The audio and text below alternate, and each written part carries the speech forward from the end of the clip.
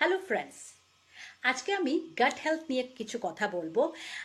গাট হেলথটা মানে কি হচ্ছে, যেটা হচ্ছে কি আমাদের digestive system. So anxiety and stress play a major role to manage our gut health. So সেটা কেন হচ্ছে কি আমাদের মাইন্ড অ্যান্ড বডি সেটা হচ্ছে ইন্টারকানেক্টেড। তো যখনই আমরা অনেকটা স্ট্রেস হয়ে যায়, আমাদের মাইন্ডটা যখন ডিস্টার্ব থাকে, তখনই আমাদের গাট হেলথ ইস্যুটা স্টার্ট হয়ে যায়।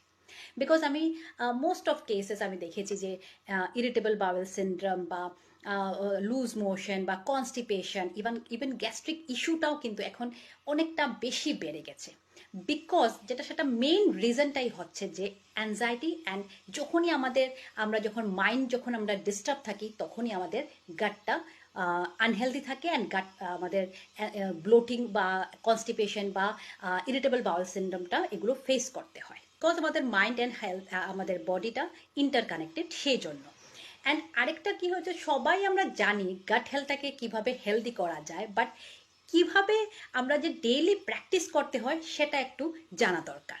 তো ফার্স্ট অফ অল হচ্ছে যে গাটটাকে কিভাবে হেলদি রাখা যায়, সেটা ফার্স্ট স্টেপটা হচ্ছে যে হোম মেড ফুড। অ্যান্ড একটা টাইম ফিক্স করে ওই টাইমেই খাওয়াটা দরকার। 3 টাইমস মিলটা কিন্তু টাইম ফিক্স করেই খাওয়াটা দরকার।